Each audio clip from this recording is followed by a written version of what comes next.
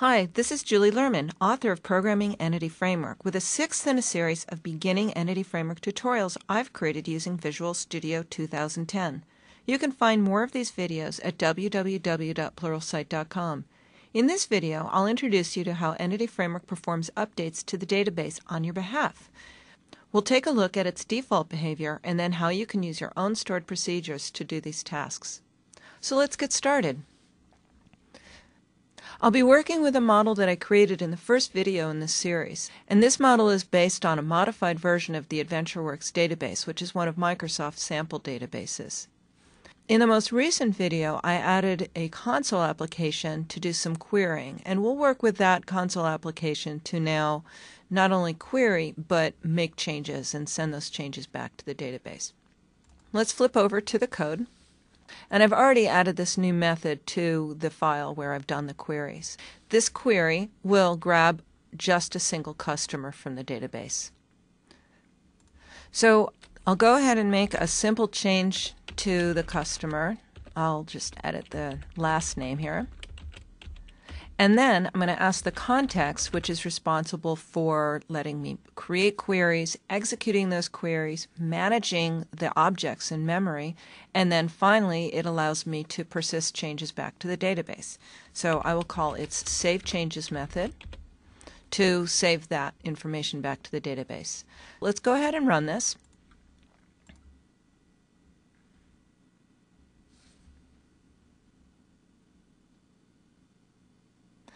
And then we'll take a look at what happened in SQL Profiler. And as you can see, here is an update command, and I'm passing in the last name, and here's the new value of that last name, and it's doing it for where the customer ID equals 5. So I didn't have to write any of that update code. The context kept track of everything that needed to be updated, and then all I had to do was call save changes. So let's do a different kind of update, where I'll add a new sales order to this customer, and then we'll save changes again and see how that works out. I already have the customer in hand, so I'm simply going to begin with a reference to the sales order headers collection, and then I will add to it a new sales order header, and I'm actually just going to paste in the rest of this code. Okay, so I've created a new sales order header and added some values to it, and that sales order header is being added to the sales order headers collection of the customer. Then all I have to do here is call save changes, and we'll run this again and take a look at SQL Profiler again. What Entity Framework did was build an insert command for me, so it's inserting a new sales order header. And it also put in the customer ID for me, and that value is right here. So I didn't even have to set the foreign key on here. Entity Framework took care of all of that for me, much less I didn't have to spin up any ADO.NET code. So let's look at one more scenario here, which is to create a whole new graph. We'll create a brand new customer and a new sales order for that customer, and then insert the whole package. So originally I was getting a customer from the database. Instead, what I'll do is create a new customer here.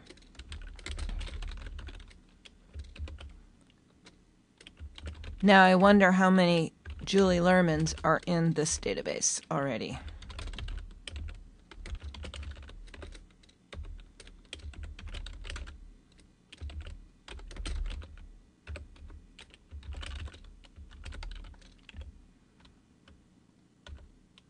Okay, so we've created the new customer, and for that customer, we're just adding a new sales order, and I'll differentiate this one from the last one.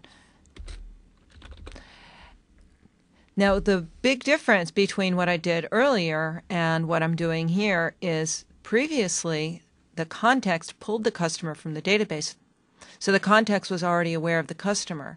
At this point, the context has no clue about this customer. So I have to add this customer into the context so it will be managed. So I do that through the customer's property of the context and use the add object method and just pass in the customer. And this will pass in the whole graph, the customer with its sales order headers, which happens to be just one. Then I can call Save Changes, and all of this will go to the database, and we'll take a look at that. Now, flipping over to SQL Profiler, you can see that there are two insert statements. So the first one inserted the new customer. There's all the properties and their values going in there. And at the same time, it returned the customer ID. So that customer ID comes back to my application. It gets put into the customer object that I have in memory. So if I continue using that, I have the real ID now. But then that customer ID is used for the next command that's being created, which is the insert for the sales order header. So if we look down here, we can see the new customer ID is being used in this sales order header.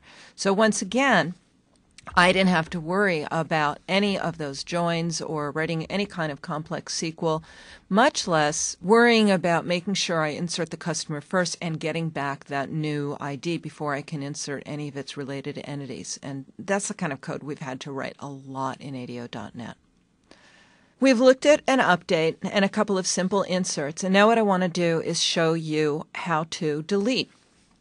And deleting is not quite as natural as you might expect. There's a requirement in Entity Framework, which is that since the context is responsible for propagating that delete back to the server, the context needs to know about the object that's being deleted.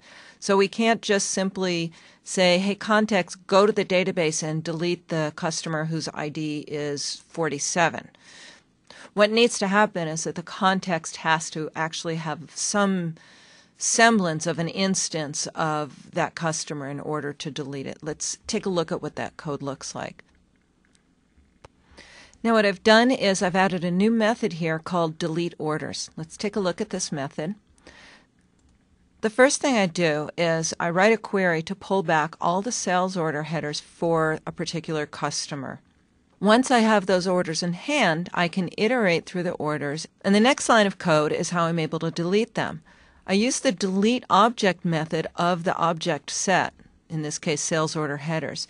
Now you can also call that directly from context.deleteObject, but you'd have to pass in a little bit more information. So this is a simpler way, going through the object set. So I say for the object set, delete this object order. And then I'm iterating through all of them. There only happens to be one in this particular case. And then I can call Save Changes. So what happens in the background is the context is managing these orders, and it applies a flag. It's called an entity state. It applies an entity state of deleted.